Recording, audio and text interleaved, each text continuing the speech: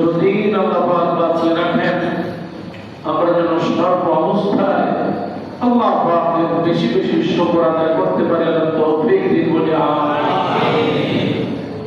দুরূদ ও সালাম মানবতার মুক্তির দূত রাহমাতুল লিল আলামিন সমস্ত নবীদের সরদার নবী মুহাম্মদ রাসূলুল্লাহ সাল্লাল্লাহু আলাইহি ওয়াসাল্লামের উপর, যেই নবী মহান আল্লাহ সুবহানাহু ওয়া তাআলা দেখানো পথে এবং মতে গোটা জীবন ব্যয় করে উম্মতদেরকে আদর্শ জাতি গঠনে ভূমিকা পালন করে দুনিয়া থেকে বিদায় নিয়েছেন।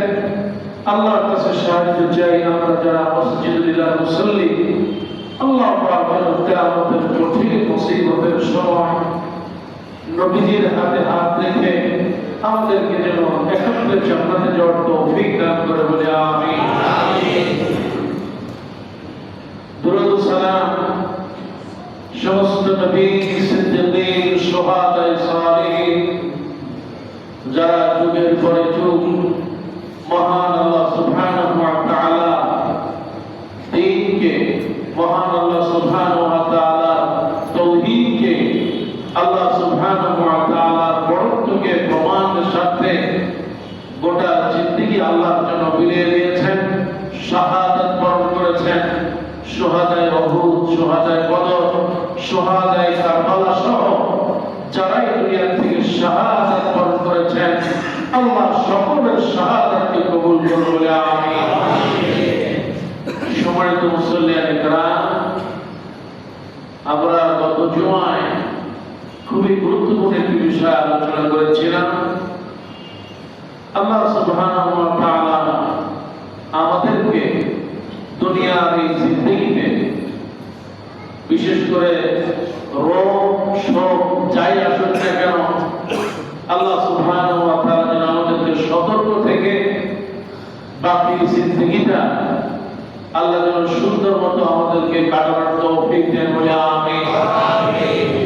রোগ শোক আসবে, পৃথিবীতে যতদিন থাকবো ততদিন আমাদের উপরে রোগ আসবে, বেদনা আসবে, কষ্ট আসবে, নানা ধরনের মুসিবত আসবে।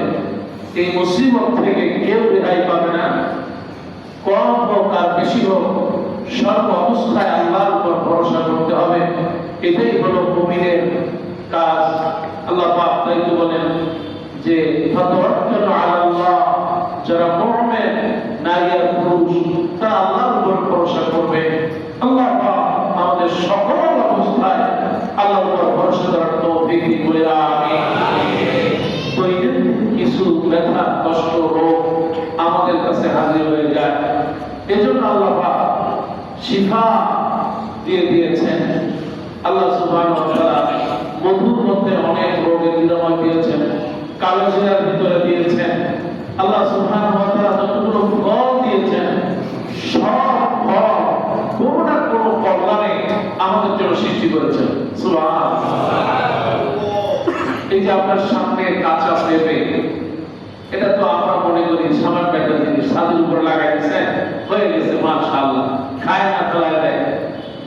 কিন্তু এই একটা শুধুমাত্র কাঁচা পেঁপে যদি প্রতিদিন সকালবেলা কেউ সাবাই খেতে পারে, তাহলে তার লিভার সুদ্ধা, শরীরের অন্তত 70টা রোগ ভালো হয়ে যায়।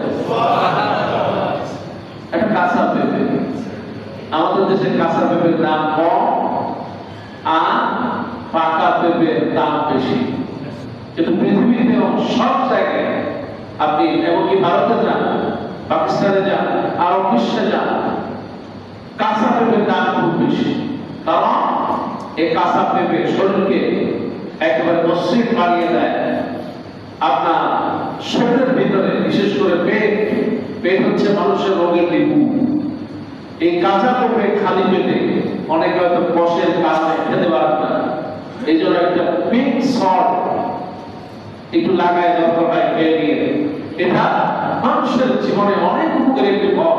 শুধু এইটা নয়, আপনি যদি ফলের গুণাগুণ জেনে থাকেন তাহলে দেখবেন এই ফল আপনার জীবনটাকে বদলে দেবে। সুবহানাল্লাহ।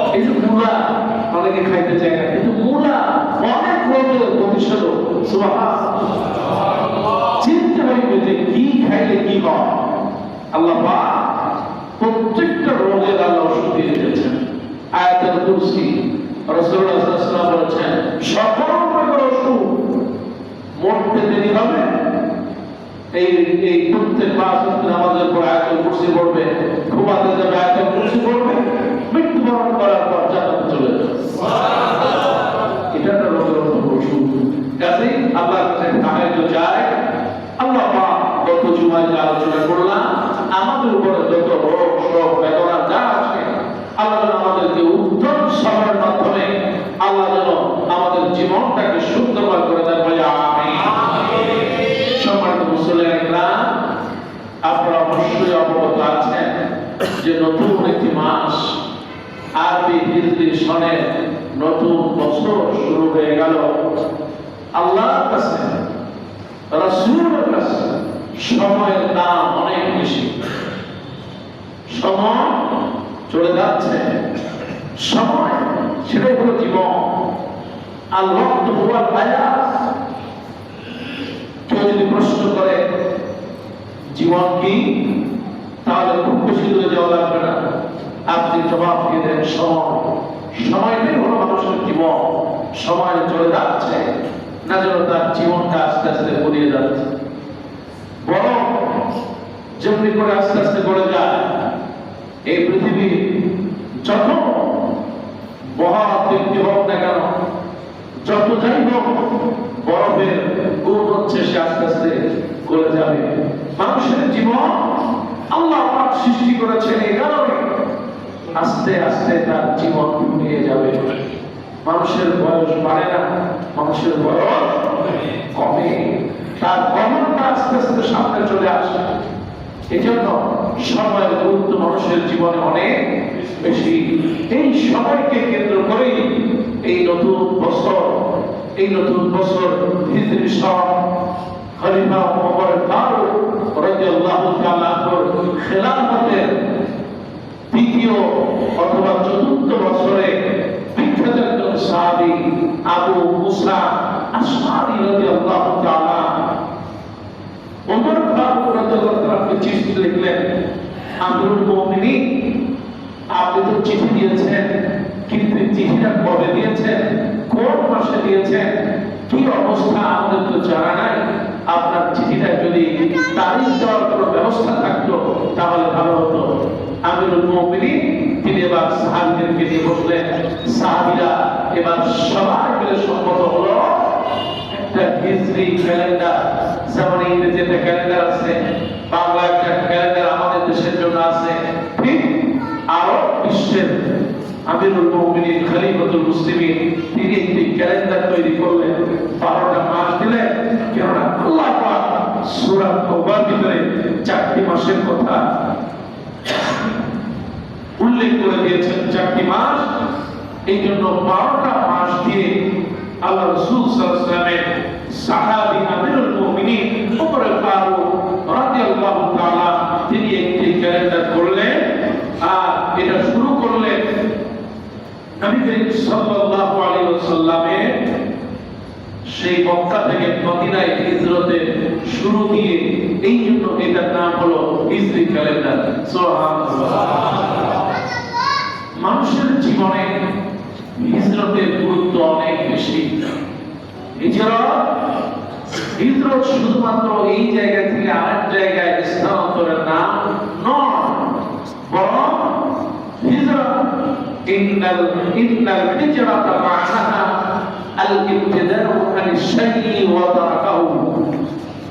এটার অর্থ হচ্ছে হিজরত শব্দের অর্থ হলো পরিত্যাগ করা, কোনো কিছু থেকে সরে থাকা। হিজরত মানে হচ্ছে নিজের ভিতরে যে অভ্যাসগুলো আছে, আরবি পরিভাষায় বলা হয় যে ইন্নাল মুহাজিরু মান হাজারা মা নাহাল্লাহু আনহু। আল্লাহ পাক যে আমলগুলো করতে নিষেধ করেছেন, আল্লাহ পাক যেগুলো নিষেধ করেছেন, নিষেধাজ্ঞা দিয়েছেন, মানব জীবনে ওই নিষেধ কাজগুলো হারামগুলো থেকে বিরত থাকা, এটার নাম হলো এই হিজরত। সুবহানাল্লাহ। নবী সাল্লাল্লাহু আলাইহি ওয়াসাল্লাম মক্কা থেকে মদিনায় হিজরত করেছেন। আল্লাহ নবীর এই হিজরত অনেক ইতিহাস জড়িত এই হিজরতের সাথে। চিন্তা করার হিজরত এত কঠিন একটা সময়, আল্লাহ নবীকে হত্যার জন্য চারিদিকে সব প্রস্তুত হয়ে গেল। নবীকে হত্যা করা হবে, তার বাড়িতে চলে যাওয়া হলো। আল্লাহ নবী যেখানে ঘুমিয়েছেন ওই জায়গায় আক্রমণ করা হবে।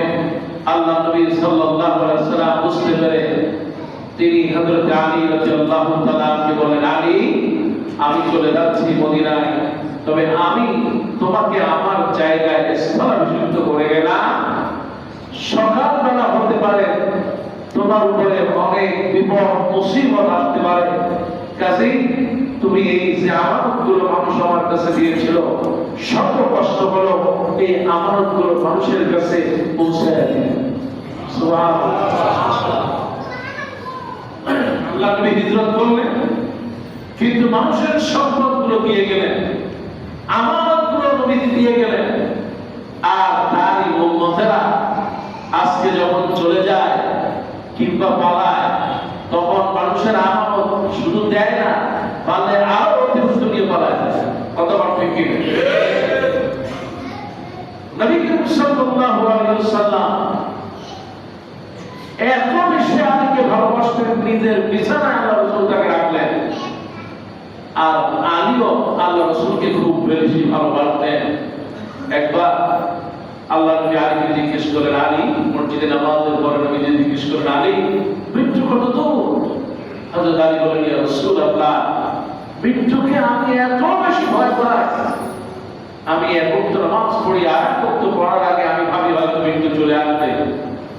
আল্লাহ নবী নিশ্চয় বলেন, আলী, মৃত্যু এত বেশি দূরে নয়, তুমি ডান দিকে সালাম দিয়েছো, বাম দিকে সালাম দিতে পারবে না, তার মধ্যে হতে পারে মৃত্যু চলে আসবে। সুবহানাল্লাহ। তোমার ভাইরা, সময় এত গুরুত্বপূর্ণ। দুনিয়াতে যতদিন মানুষ থাকবে, এই সময়কে যারা কন্ট্রোল করতে পারবে, আবার আল্লাহ রাব্বুল আলামিন জান্নাতে তাদের মর্যাদা বাড়ায় দিবেন। সুবহানাল্লাহ। আর ওয়াক্তু হুয়াল হায়াত, সময় মানুষের জীবন। নতুন একটা বছর আগমন করেছে, আরবি সন। আল্লাহ রাব্বুল আলামিন কোরআন কারীমে তিনি বলেছেন, ওয়া হুয়াল্লাযী ইয়াতাওয়াফাকুম বিল-লাইলি ওয়া ইয়া'লামু মা জারাহতুম বিন-নাহার। আল্লাহ বলেছেন, ওয়া হুয়াল্লাযী ইয়াতাওয়াফাকুম বিল-লাইল, আল্লাহ তোমাদেরকে রাতের বেলা সবাইকে মৃত্যু দিয়ে দেন। ওয়া হুয়াল্লাযী ইয়াতাওয়াফাকুম, আর তিনি তোমাদেরকে রাতের বেলা মৃত্যু দেন। ওয়া ইয়া'লামু মা জারাহতুম বিন-নাহার, আর দিনের বেলায় তোমাদেরকে আল্লাহ রাব্বুল আলামিন পুনরায় জাগিয়ে দেন। আল্লাহ পাক জানেন তোমরা কি করো। সুম্মা ইয়াবআসুকুম ফীহি লিইউকদা আজালুম মুসাম্মা।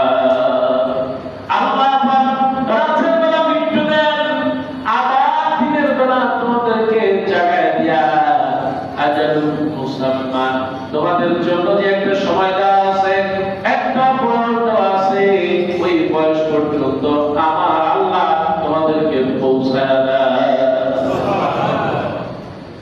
এই তো মানুষের মৃত্যু আসবে, সময় নির্ভর। যে ব্যক্তি সময়টাকে কন্ট্রোল করতে পারবে না,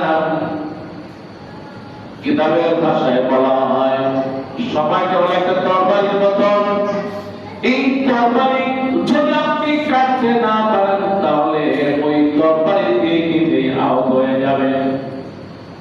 জান্নাতে কোনো আফসোস থাকবে না, জান্নাতীদের কোনো আফসোস থাকবে না। সুবহানাল্লাহ।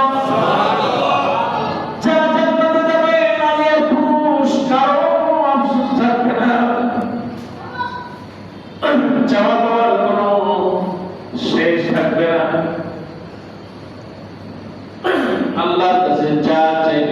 পাবে মিম্মা ইস্তাহুন বান্দা বান্দিরা আল্লাহর কাছে যা চাইবে তাই পাবে কিন্তু জান্নাতীদের শুধুমাত্র একটা আফসোস থাকবে সেটা হলো সময় সুবহানাল্লাহ জান্নাতীরা বলবে হায় যদি আমরা দুনিয়ার সময়টাকে যদি কাজে লাগাতাম তাহলে আজকে হয়তো যে জান্নাতে আছি মর্যাদা আর একটু বেড়ে যেত সুবহানাল্লাহ সময় যেহেতু কাজে লাগাবে আল্লাহ মানুষের কাছে সমাজের কাছে তার মর্যাদা বেড়ে যাবে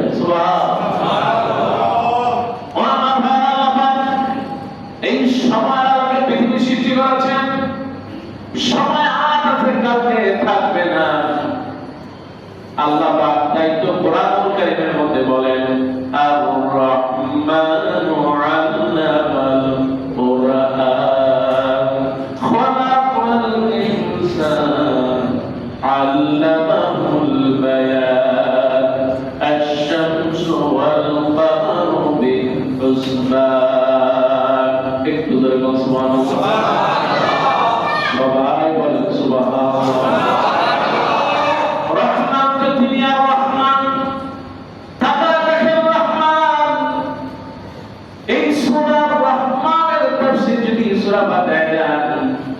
আমার আল্লাহ রাব্বুল আলামিন তিনি ঘোষণা করেন আলহামদুলিল্লাহি রাব্বিল আলামিন পড়েন সবাই আলহামদুলিল্লাহি রাব্বিল আলামিন আর রহমানির রহিম মালিকি ইয়াউমিদ্দিন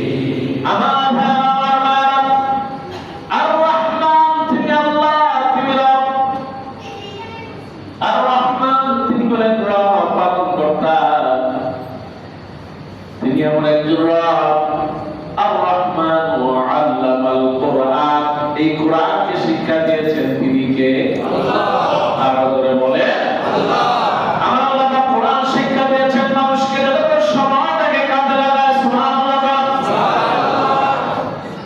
মানুষ সময়টাকে যাতে কাজে লাগাতে পারে আল্লাহ কোরআন শিক্ষা দিলেন আল্লাহ নবী বলেছেন মান ক্বারা সূরাতুল ইখলাস 10 মাররা দাখালাল জান্নাহ নবী বলেন কেউ যদি সময় পেয়েছে মা তোমাকে বলিবা নবী বলেন কেউ যদি 10 বার সূরা ইখলাস পড়তে পারে আমার কোনো মায়েরা বোনেরা আল্লাহ রাব্বুল আলামিন জান্নাতে তার জন্য ঘর বানায় দেন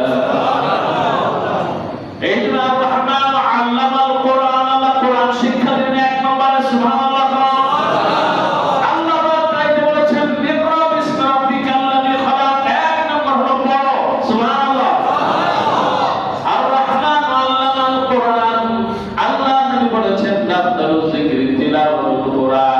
সবচেয়ে উত্তম জিকির হলো কোরআন তেলাওয়াত করা সুবহানাল্লাহ কিন্তু দুনিয়ার মানুষরা এখন ভুলে যায় কোরআন পড়ে না এই পৃথিবীর শ্রেষ্ঠ কিতাব হলো কোরআন একটা অক্ষর পড়বে সব হয়ে যাবে শুধু তাই না কেউ যদি কোরআন পড়ে এক চোখ দিয়ে পানি ঝরে আল্লাহ নবী বলেছেন তার ওই পানিটুকু জমিনে পড়ার আগে আমার আল্লাহ পাক তার গুনাহগুলো আল্লাহ থেকে ধুয়ে মুছে সাফ করে দেয়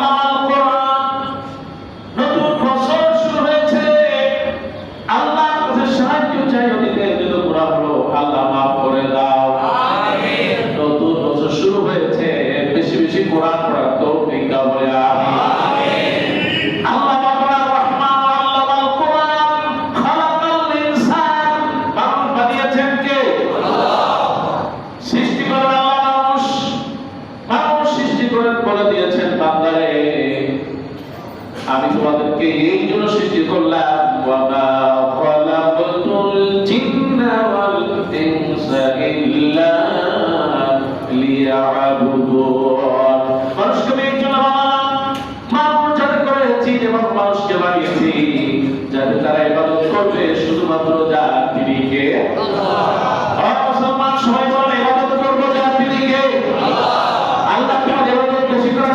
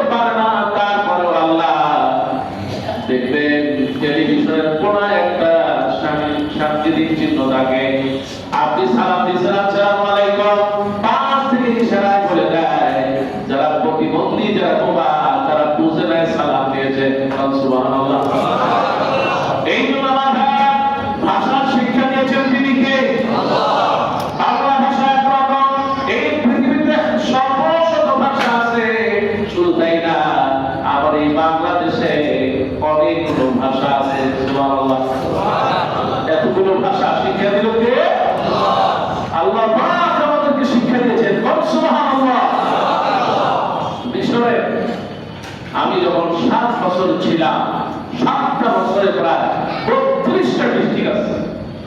32টা ডিস্ট্রিক্টের কম বেশি সব জায়গায় আমি গিয়েছি।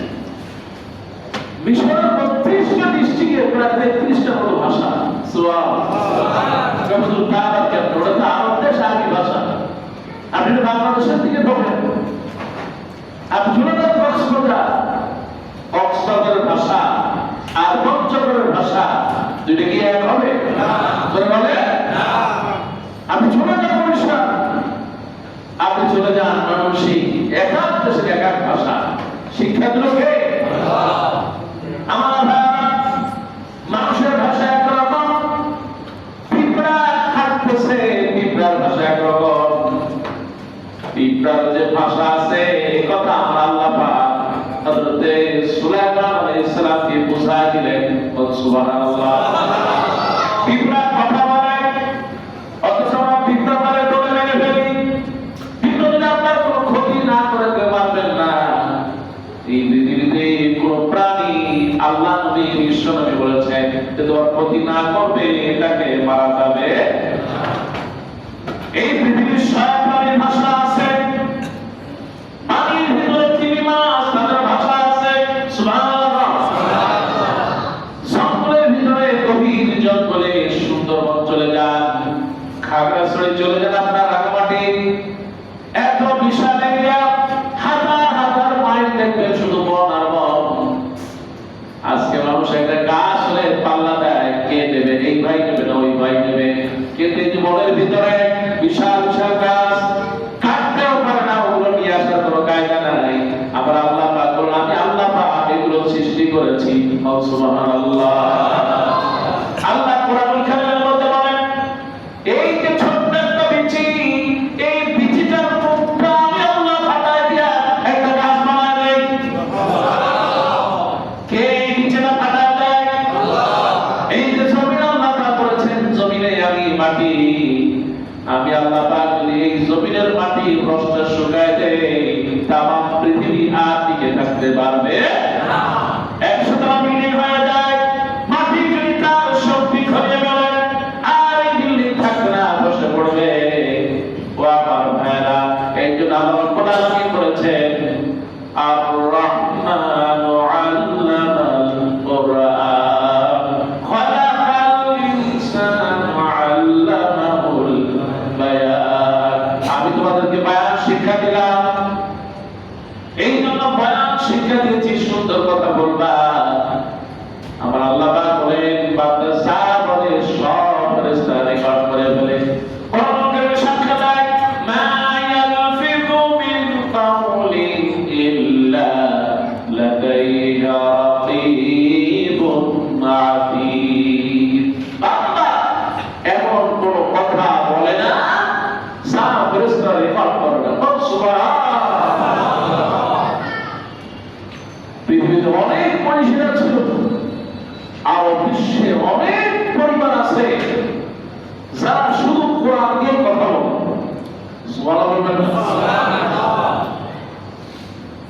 আমার কোরআন তারা জীবনকে এমন ভাবে তারা এটাকে হেফজ করেছে, এর অর্থটাকে জীবনের সাথে এমন ভাবে মিলে নিয়েছে, কোরআন দিয়ে তারা কথা বলার যোগ্যতা অর্জন করেছে। যেমনি করে কাবার ভিতরে একটি ঘটনা আছে, অনেক লম্বা ঘটনা। আমার ভাইরা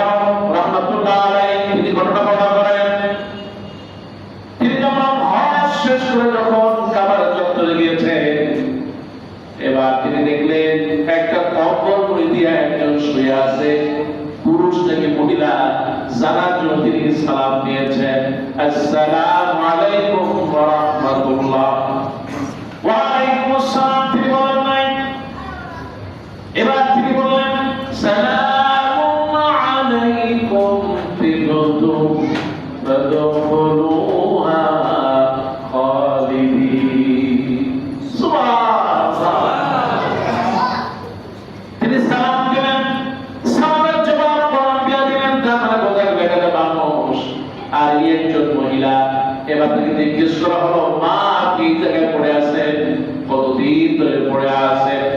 এবার তিনি বলেন, কোরআনে একটি আয়াত বলেন, আমি 3 দিন 3 রাত ধরে এই জায়গায় পড়ে আছি। সুবহানাল্লাহ। এবার তিনি বলেছেন, মা আপনি অনেকক্ষণ ধরে পড়ে আছেন, অনেক দিন ধরে পড়ে আছেন, খেয়েছেন কি? আমার কাছে কিছু খাবার আছে, আপনি কিছু খান। এবার ওই বৃদ্ধা মহিলা খাবার চত্বরে তিনি জবাব দিলেন,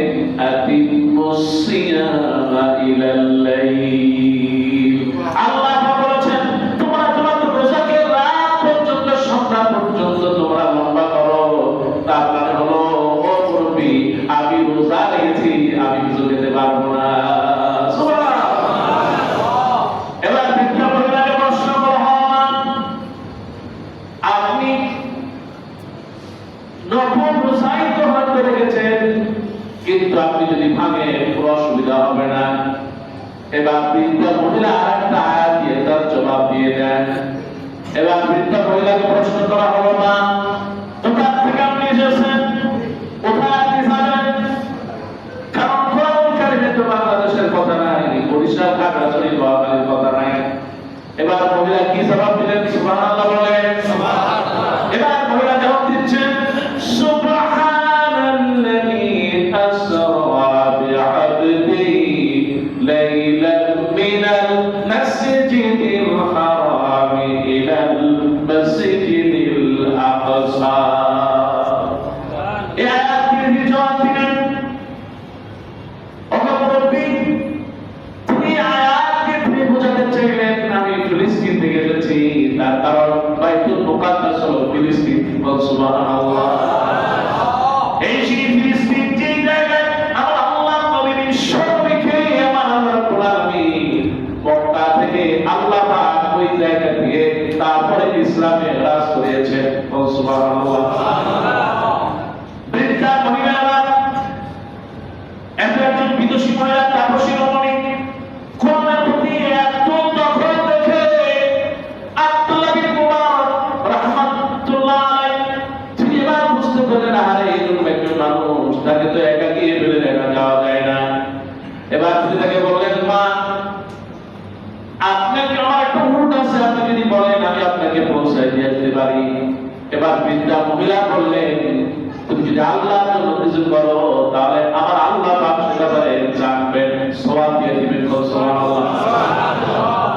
এবার বৃদ্ধ মহিলা যখন, বিদেশি মহিলা, তিনি যখন আব্দুল্লাহ বিন মুবারক রাহমাতুল্লাহ আলাইহি উটের পাশে বসে ধরে দাঁড়ালো, এবার তিনি তাকে বোঝাতে চাইলেন, কোরআনুল কারীমে একটি আয়াত তিনি প্রকাশ করলেন। এবার তিনি বললেন,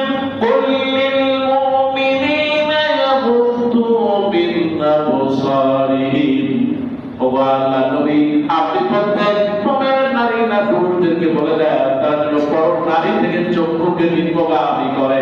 তারপরে হলো বড় মানুষ, আমি বৃদ্ধ মানুষ, উঠে চড়তে গিয়ে হয়তো বেশ সতর্ক হয়ে যেতে পারি। এই জন্য বাবা আব্দুল্লাহ বিন মুবারক আপনি একটু দূরে চড়ে দাঁড়ান। সুবহানাল্লাহ। উঠে উপরে চড়লেন, আব্দুল্লাহ বিন মুবারক থেকে হেঁটে হেঁটে যাচ্ছেন। এবার তিনি জিজ্ঞেস করলেন, মা আপনি প্রত্যেকটা কথার জবাব কোরআন দিয়ে দেন, কারণটা কি? এবার তিনি কোরআনুল কারীমের আয়াত পড়ে জবাব দিয়ে দিলেন, মা ইয়ালফিযু মিন কাওলিন ইল্লা লাদাইহি রাকীবুন আতীদ। বান্দা এমন কোনো কথা বলে না যা ফেরেশতারা রেকর্ড করে না। এই জন্য আমি ভেবেছি কোরআন দিয়ে কথা বলবো, প্রত্যেক অক্ষরে অক্ষরে সওয়াব হয়ে যাবে। সুবহানাল্লাহ।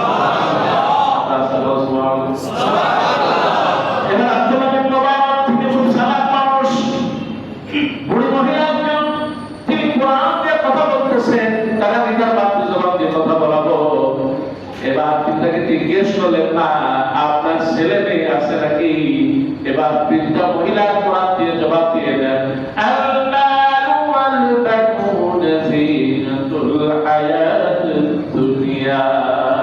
মা আর সম্পদ এগুলো আল্লাহ পাকের দেওয়া সৌন্দর্য, আল্লাহ পাক এগুলো দিয়েছেন। সুবহানাল্লাহ। মা সব নাম তার কোরআন কারিমে নাই। সুবহানাল্লাহ। সে গ্রাম বুড়ি মহিলা, বুড়ি মানুষ, সেখানে আগেই জেনে বলেছেন। তিনি কোরআন কারিমের 3টি আয়াত থেকে জবাব দিলেন, ইয়া ইয়াহিয়া খুযিল কিতাবা বিকুওয়া ওয়া কাল্লামাল্লাহু মূসা তাকলিমা। তিনটা আয়াত বলেন বুড়ি মানুষ, তিনি 3টি আয়াত দিয়ে প্রমাণ করে দিলেন একজন ইয়াহিয়া, একজন মূসা, আর একজন ইসমাঈল। সুবহানাল্লাহ। আমার আল্লাহ খুব সংখ্যা দিয়েছে, আর 3জন ইয়াহিয়া, মূসা, ইসমাঈল। সুবহানাল্লাহ। এবার অনেক দূর হাঁটতেছেন, যেতে যেতে বাড়ির সামনে যখন চলে আসলেন, এবার আব্দুল্লাহ বিন মুবারক তিনি লক্ষ্য করলেন ওই বুড়ি বাড়ির ভিতরে চলে গেল। ছেলেদেরকে ডাক দিলেন, কোরআন আয়াতকে তিনি ডাক দিলেন। সুবহানাল্লাহ। ছেলেরা যখন তার সামনে আসলো, ওই মহিলার সামনে, এবার তিনি তার পকেট থেকে কিছু পয়সা বার করে দিলেন আর বললেন, তোমার মদিনায় চলে যাও, শহরে যাও, আর কিছু খাবার নিয়ে আসো। কোরআন দিয়ে তিনি বলতেছেন কিছু খাবার নিয়ে আসো।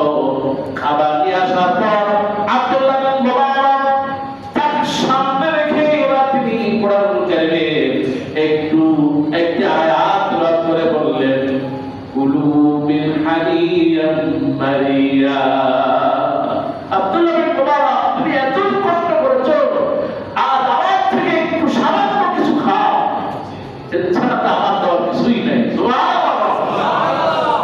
আব্দুল্লাহ বিন মুবারক রাহমাতুল্লাহ আলাইহি এবার যখন তিনি বুড়ি যখন ঘরের ভিতর চলে গেলেন, ছেলেদেরকে বলতেছেন, বাবারা, তোমার মা যতক্ষণ থেকে তার সাথে পরিচয় হয়েছে ততক্ষণ পর্যন্ত কোরআন দিয়ে কথা বলতেছে।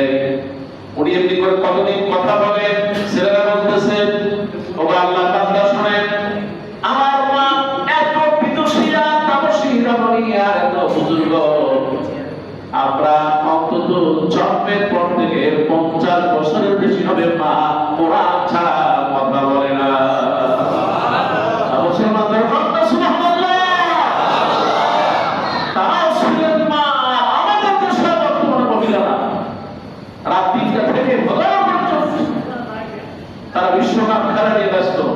কি বলেন, আছে না নাই? আজকে ঢাকা দেখেন, সারা দেশ, গোটা বিশ্ব যেন একটা উন্মাদনায় মেতেছে। মানুষ তার জীবন থেকে সুন্দর বৈশিষ্ট্য, বৈচিত্র্য হারিয়ে ফেলেছে, সময় নষ্ট করছে তারা।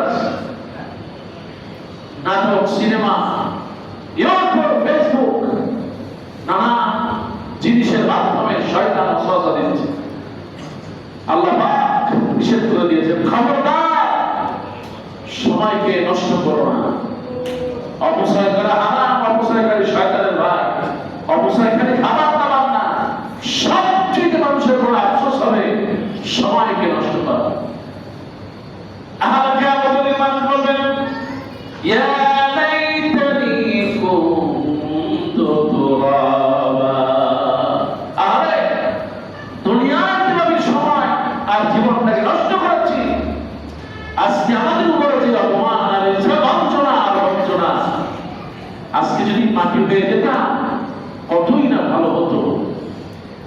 আজকে যদি মরে যেতাম কতই না ভালো হতো। সেদিন কিন্তু সেদিন কেউ মরবে সুম্মা লা ইয়ামুতু ফিহা ওয়া লা ইয়াহইয়া। একবার দুনিয়াতে থেকে মৃত্যুর পরে আবার যখন উঠবে আর মৃত্যু হবে আমার ভাইয়েরা। এই জন্য বলতেছে সময় বড় প্রয়োজন। আল্লাহ রাব্বুল আলামিন সূরা রহমানের পরে বলেন, আল্লামাহুল বায়ান খালাকাল ইনসানা আল্লামাহুল বায়ান আশ-শামসু ওয়াল কামারু বিহুসবান। চন্দ্র এবং সূর্য তাসবিহ পড়ে জাতিকে আল্লাহ। সবাই বলেন কে? আল্লাহ। সবাই আল্লাহ তাসবিহ পড়তেছে, কিন্তু আমরা মুসলমানেরা সময় পেলে নষ্ট করে দেই। আমার ভাই, সেই জন্য আশুরা আসতেছে, আমার ভাইরা নববর্ষের প্রথম মাস হলো মুহররম মাস। আর এই মুহররম মাসটা আল্লাহর কাছে এত প্রিয়, কেন আমরা আল্লাহ রাব্বুল আলামিন 4টি মাসকে নির্দিষ্ট করেছেন, তার মধ্যে একটা হলো এটা পবিত্র 4টি মাস, হারাম 4টি মাস। এর মধ্যে একটি মাস হলো মুহররম মাস। এই মুহররমের সিয়াম পালন করা আল্লাহ নবী অনেক বেশি গুরুত্ব দিয়েছেন। সুবহানাল্লাহ। আমার মায়ের আল্লাহ নবী বলেন, আফদালুস সিয়ামি বা'দা শাহরি রমাদান সিয়ামু শাহরুল্লাহিল মুহররম।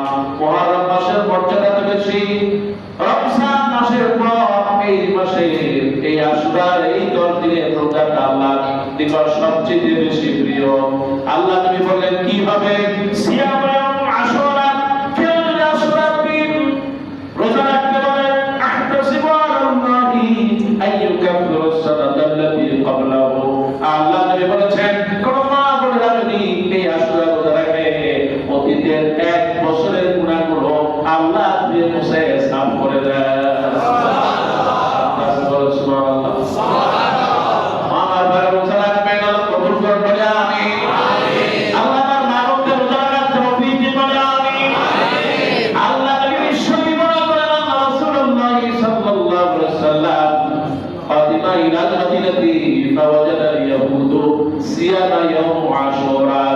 আল্লাহ নবী মদিনায় গেলেন, মদিনায় যাওয়ার পরে দেখতেছেন আশুরাটি ইহুদিরা রোজা রাখতেছে।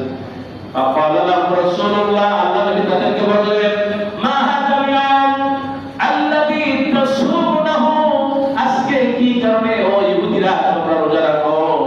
فقالوا هذا يوم عظيم, এই দিনটা হলো একটা অনেক গুরুত্বপূর্ণ দিন।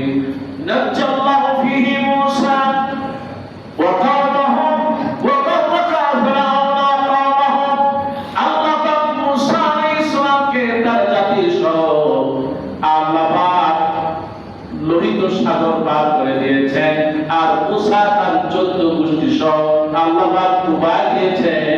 এই জন্য বিজয়ের দিন আমরা রোজা রাখি। সুবহানাল্লাহ। আল্লাহ পাক নাজাত দিয়েছেন। সুবহানাল্লাহ। এবার আল্লাহ নবী ঈশ্বরী বলছেন, ফাসালাহু মূসা শুকরান, নবী মূসার জন্য আমরা শুকরানা রোজা আদায় করি।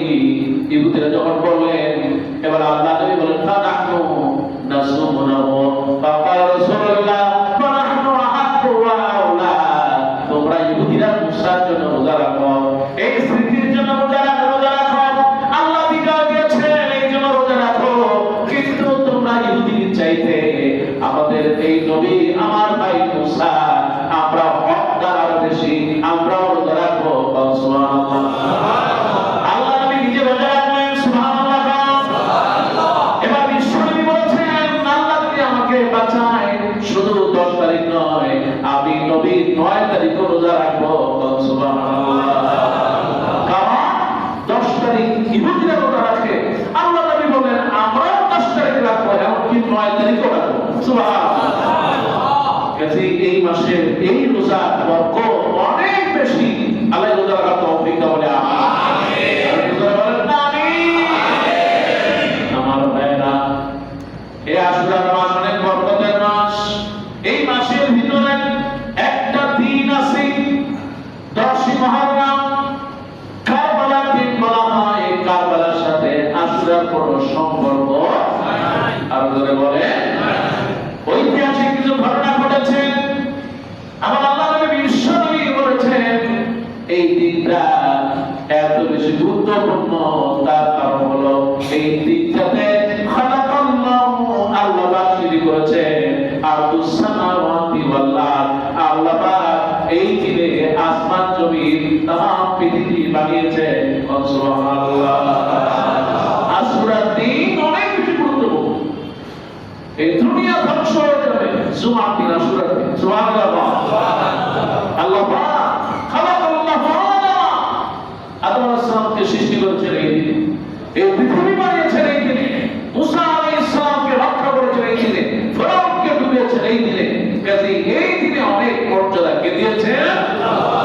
আবার এই দিনে সবচেয়ে হৃদয় বিদারক ঘটনা কারবালার প্রান্তরে নবী মুহাম্মদ রাসূলুল্লাহ সাল্লাল্লাহু আলাইহি ওয়াসাল্লামের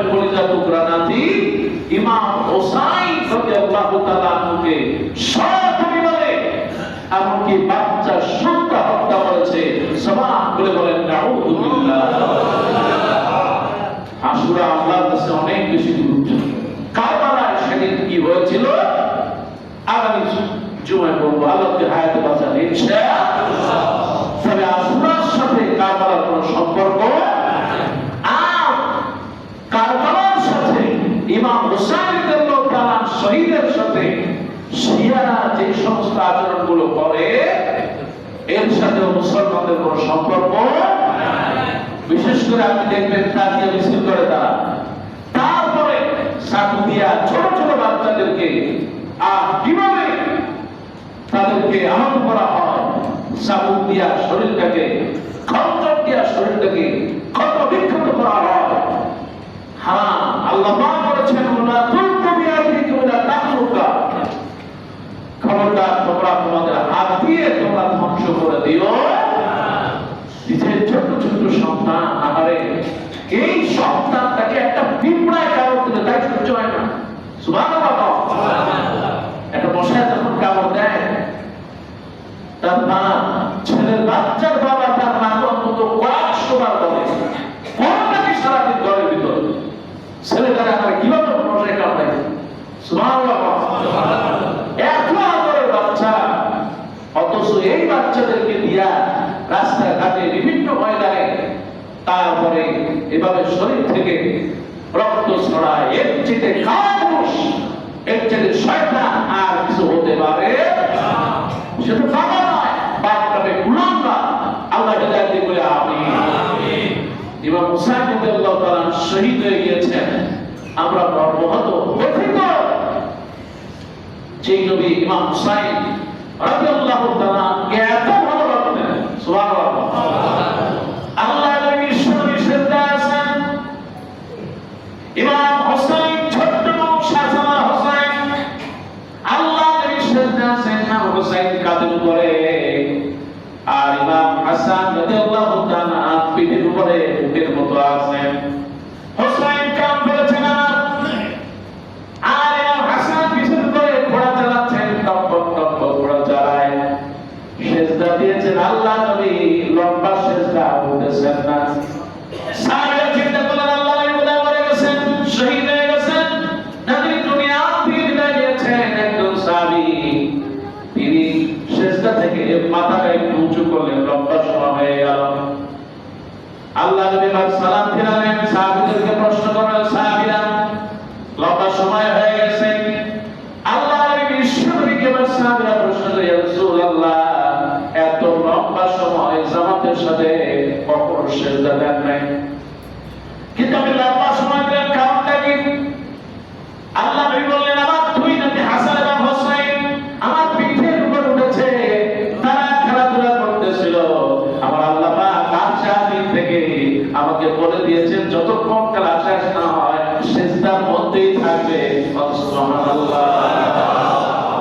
এত মর্যাদা দুইজন নাতি হাসান এবং হুসাইন। সুবহানাল্লাহ। আল্লাহ নবীর এই ঘটনা আমাদেরকে শিক্ষা দেয়, যত নাতি আছে ছেলে হোক আর মেয়ে হোক তাদেরকে সম্মান, মহব্বত আর ভালোবাসা দিতে হবে। খুশি হবেন কে? আল্লাহ। কারবালার সাথে অনেক বিদআত জড়িয়ে গিয়েছে, কারবালার সাথে অনেক শিরক জড়িয়ে গিয়েছে, কারবালার সাথে অনেক মাজার জড়িয়ে গিয়েছে। আল্লাহ থেকে হেফাজত করুন বলে আমিন। আর দরবার আমিন। এই যে আপনারা আজকে যত মাজার বাংলাদেশে আছে দেখবেন, আমি কয়েকদিন আগে গিয়েছিলাম ওয়াকফ অফিসে, তিনি বললেন যে যে কোনো সিলেটটাকে স্বাভাবিক করা হবে ইনশাআল্লাহ। ইতিমধ্যে আমরা দেখেছেন সিলেট মাজারে মানুষ দান করে বিশাল বিশাল ট্যাক্সি, আর ওর ভিতরে লক্ষ লক্ষ টাকা দৈনিক অন্তত 1.5 থেকে 2 লক্ষ টাকা পড়ে, তার কোনো হিসাব থাকে না। সব মানুষ শুধু কুমিরের পেটে চলে যায়। অথবা দেখি না, আর ব্যাংকে আছে মাত্র 2 লাখ টাকা, ডেলি করে 1.5 থেকে 2 লাখ, আর তাদের ব্যাংকে মাত্র 2 লাখ।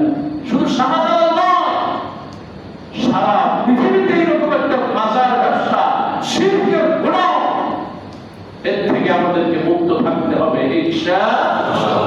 আল্লাহ তুমি হেফাজত করো বলে আল্লাহ নতুন একটা বছর শুরু হলো, তোমার কাছে সাহায্য চাই আল্লাহ, তুমি আগামী বছর আমাদের জন্য বরকতময় করে দাও বলে আমিন। নতুন বছরের জাতীয় সংসদে আপনারা দেখেছেন, আপনারা শুনেছেন গতকাল নতুন এই সংসদে মাথা ঝুঁকিয়ে তারপরে সংসদে ঢোকার রীতি ছিল, যা ইতিপূর্বে বা হয়েছিল, আবার নতুন করে শুরু করতে চেয়েছিলেন। একজন সংসদ সদস্য তিনি বলেন, স্পিকার মাথা ঝুঁকে আপনার প্রতি সম্মান প্রদর্শন করা ইসলাম সম্মত নয়। মাননীয় স্পিকার অতীতের ইতিহাস দেখে অতীতের তিনি যে সিদ্ধান্ত ছিলেন তিনি সেগুলো পড়লেন এবং বললেন, আজ থেকে জাতীয় সংসদে কোন মুসলমান মাথা ঝুঁকানো লাগবে। জবান খুলে বলি আলহামদুলিল্লাহ, আলহামদুলিল্লাহ। আল্লাহ ছাড়া কার কাছে মুসলমান মাথা নত করবে? আর জোরে বলে আল্লাহ তুমি আমাদের কবুল করো বলি আমিন। আমাদের সমস্ত প্রকার শিরক বিদআত থেকে আল্লাহ আমাদের মুক্ত করে দাও বলি আমিন। মসজিদে আসেন, আল্লাহ যেন বরকতময় করে বলি আমিন। মসজিদে আসেন, আলহামদুলিল্লাহ অনেক মানুষ অনেক আগে চলে আসে, অনেকে আজানের আগে এসে কাতার ফিলাপ করে ফেলেন। কিছু মানুষ আলহামদুলিল্লাহ একটু দেরিতে আসে, কিন্তু আপনি আসবেন যেহেতু কোরআনের একটি আয়াত আপনি ফলো করেন, যখন আজান হয়ে যায় আর বসে দেখো না, আপনি আজানের আগেই মসজিদে চলে আসেন। বরকত দেবে কে? আল্লাহ। আল্লাহ আমাদের মুসল্লিদেরকে সবাই অধিকাংশ মানুষের জন্য আল্লাহ বোঝার তৌফিক দেয় বলে আমিন। আল্লাহ যেন মসজিদ মুখী আমাদের ঘর থেকে আজানের আগেই মসজিদ মুখী আল্লাহ বরকতময় করে দেন বলে আমিন। মসজিদে আসা বসা চলাফেরা ওঠা বসা কথা শোনা সবটাই যেন আল্লাহ জান্নাতে যাওয়ার একটা ব্যবস্থা করে দেন বলে আমিন। আমরা দোয়া করি আল্লাহ পাক যদি সন্তান নাই আল্লাহ যেন তাদেরকে সন্তান দিয়া ঘরটাকে ভরে দেন বলে আমিন। যাদের সন্তান দুনিয়া থেকে বিদায় নিয়েছে আল্লাহ যেন তাদের কবরটা জান্নাতের টুকরা বানায় বলে আমিন। অনেকের মা বাপ দুনিয়া থেকে বিদায় নিয়েছে, আল্লাহ মা বাপ যাদের বেঁচে নাই কবরটাকে জান্নাতের টুকরা বানায় দাও। মা বাপ যাদের অসুস্থ আল্লাহ সুস্থ করে দাও। আল্লাহ তোমার কাছে সাহায্য চাই। আমাদের এক ভাই দীর্ঘ 12টা বছর পর, মুবিন চৌধুরী দীর্ঘ 12 বছর পর আল্লাহ একটি কন্যা সন্তান দিয়েছে। শিশুটি এনআইসিইউতে আছে, ছোট্ট শিশু। দোয়া করছি, দোয়া চেয়েছেন আল্লাহ যেন তাকে সুস্থ করে পরিচার টুকরা মা বাবার হৃদয়ে আল্লাহ হাসি আনন্দ ফুটিয়ে ঘরটাকে আল্লাহ সৌন্দর্যময়, ঘরটাকে আনন্দে ভরপুর করে দেন বলে আমিন। আমার এই পরিচার টুকরা ছোট্ট এই মামনিকে আল্লাহ পাক যেন মা ফাতেমার মতো বরকত দিয়ে দেন বলে আমিন। আল্লাহর কাছে সাহায্য চাই। আমাদের ছোট্ট ছোট্ট সোনামণিরা, ছেলেরা, মেয়েরা যারা আছে আল্লাহ সবাইকে দ্বীনের জন্য, ইসলামের জন্য আল্লাহ যেন হায়াত দিয়ে বরকত দিয়ে আল্লাহ যেন পরিপূর্ণ করে দেন আমিন। হাযা ইনদি ওয়াল ইলমু ইনদাল্লাহ। আসসালামু আলাইকুম ওয়া রাহমাতুল্লাহি।